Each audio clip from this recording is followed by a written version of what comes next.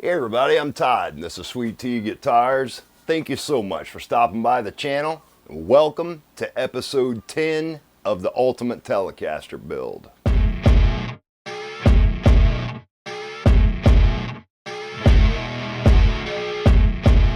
Alright you guys, when we left off in the last video, I had told you about some issues I have with the fretboard. I had a little bit of glue squeeze out from underneath my frets down in the fret slots. I used CA glue this time, which I normally do not do. No big deal, we're gonna fix it. Let's pan down and get straight back to work on this thing. I am so anxious to get this neck glued into this body. So my method here, I've got a sheet of 800 grit sanding film wrapped around a crimson coarse fret rubber right here. I've got a razor blade with 1000 grit super Aslix wrapped around it just so I can have a nice sharp tight edge to get right up against my fret. And I am using a short style utility knife blade to actually do the scraping on the fretboard. So my method is like this. I'll get right up against that fret edge and scrape it towards me. That way I can see down up under it. There that side is, and then I'll turn my neck around and do the same exact thing from the other direction. Right here's the fret I'm working on, so you can see what the one beside it looks like. That one's still shiny, that one's dull, that one's got scratch marks in it. Then I'll take this 800 grit sanding film wrapped around this crimson fret rubber, and I go right up against that fret back and forth this direction to start with to make sure I don't sand a scallop in the fretboard. Then I'll approach it from the side and we'll sand it with the grain. I'll go that direction and then I go that direction. That looks good. Now I'll take this 1000 grit wrapped around the blunt end of the razor blade, so I'm using this side of a utility razor blade. Wrapping it around there, making sure I got a nice tight fit. Then I'm going back in there and just letting that 1000 grit smooth everything out from the 800 grit. Being careful not to let the corner of my razor blade dig into the wood. I wanted to wait till I got a good ways down the fretboard before I started showing you guys how I do this, so I could make sure I had my method figured out. I can tell you guys, CA glue makes a great fretboard finish, but I don't like using it to wick down in the fret slot. Let me tell you what happened. So I used CA glue both under the fret tang when I drove the frets in, and I wicked it down into the fret slot after all was said and done. Well, that caused it to seep out from under the fret. I was not happy at all about it. So what I decided at that point is from now on, I will use wood glue under my fret slots regardless of what kind of finish I'm using on my fretboard. I can wipe it right off there with the damp paper towel. Why I did not want to wipe this fretboard off is because I would have had to use acetone knowing it was CA glue.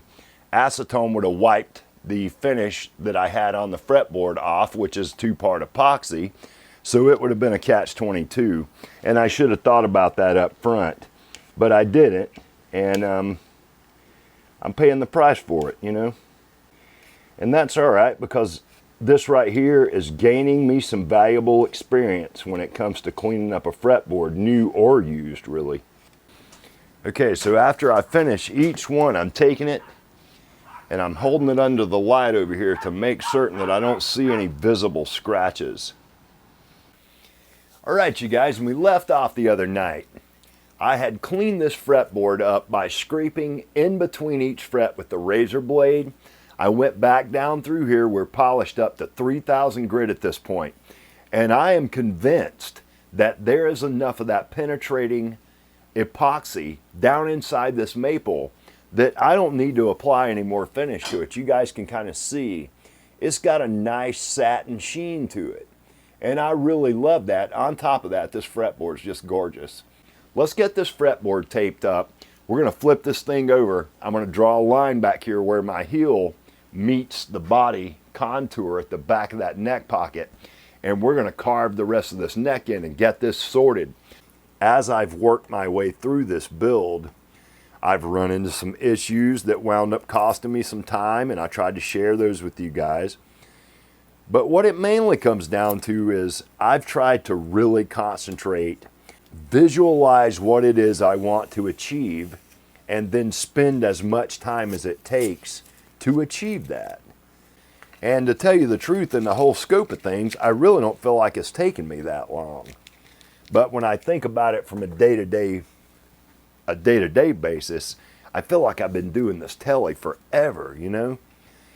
And as bad as I want to get it done, the end result, I say this all the time, the end result has to be the important thing. Anyway, we'll get this fretboard taped up, and I'll bring you guys back when I get this done. I've got the neck in my vise, and I've taken my carving gouge, and I've kind of started to pare away some of this excess material we don't need here. I've got a really thin neck pocket bottom. It's coming in at about 12 millimeters, which is about as low as I would want to take it. I've got my half round tapered medium cut Iwasaki right here. And we're just going to start to carve away some of this material. And I know I've got a fair amount of material I can remove right there. But I don't want to create a valley where my heel meets the neck profile. I don't want a valley right there.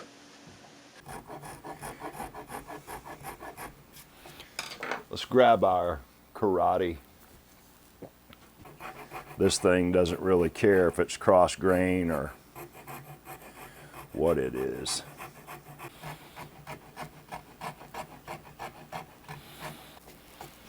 Right, I think I better move to the file at this point. We're getting really close.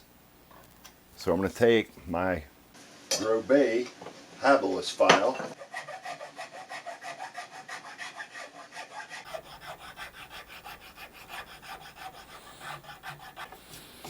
All right, let's get some sandpaper hold of this thing. We're almost there, you guys.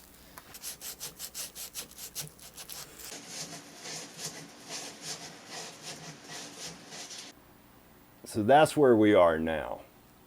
I really love the look of that heel. Now I got to tighten it up a little bit, but we're looking pretty good. I just got through posting the March giveaway video, so good luck to all you guys in that. Don't forget to hit that subscribe button on the channel and comment on that video for your chance to win the Nochetti Guitars Fretboard Radiusing Jig. It's taken me a couple of days to get things wound up on both the February giveaway and what I was going to do about the March giveaway. Over the past couple of days, that's given me some time to think about exactly how I want this telly to end up.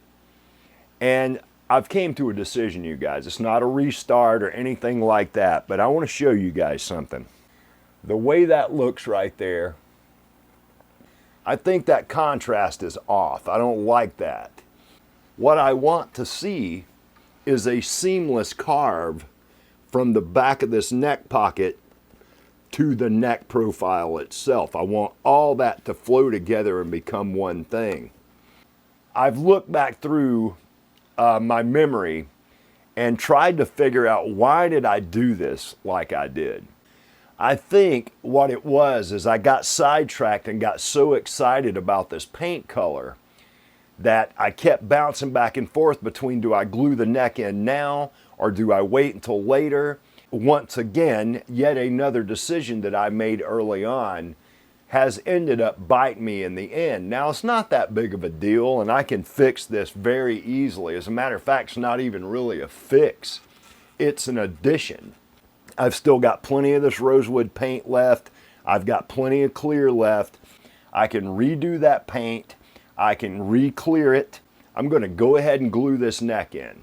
I'm going to shift my attention back over to the Les Paul build for a few days. I'm also going to be gluing up the blanks for the Kronos Omega during that time. We'll pick back up the series after that point. Gio's gotten out way far ahead of me at this point on the Les Paul. I need to do some work to get caught up with him, and I'm going to let this guitar just take me as long as it takes me to get it finished. But there's a total look at it, you guys. What a beautiful guitar. It deserves to be the best it can be. And the way I think to achieve that is for me to take the time to do this to the back of this body and to this neck to make this thing what I know it has the potential to be. So I hope that's cool with you guys. I know I've been saying for the longest time that we're getting close to finishing this guitar, but I can't let this thing go knowing it's got something on it that's gonna bug me forever. Let's pan down here and get this done. I want to make sure my neck pocket is nice and clean. Let's make sure our neck is also nice and clean. Get some clamps at the ready. We'll take 2 Bessies. I want to use one of these clamps so I can reach down in there and get the front of that tenon a little better. We want to make sure we get a nice saturating coat, and I don't want to fill up my wiring path hole for the neck pickup there. All right, that looks like the perfect amount of glue.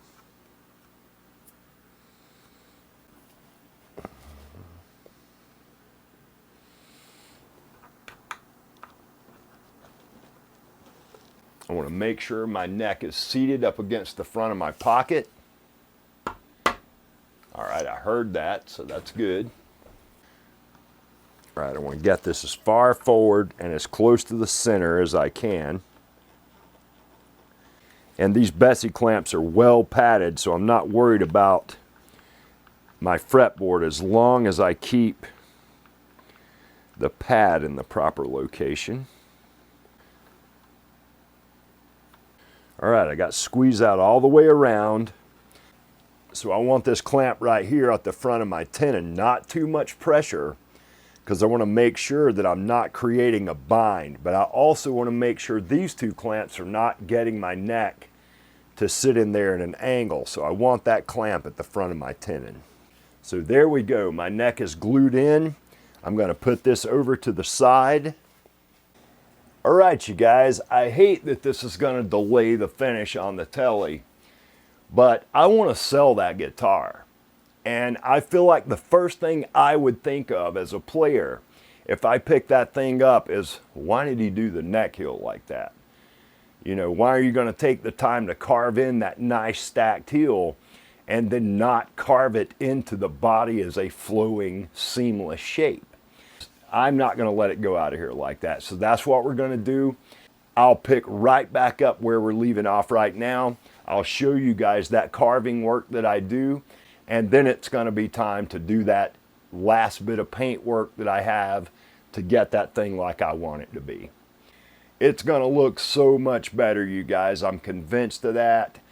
What sparked me to do that burst with the paint on the sides flowing over onto the back was the staining I had on the poplar.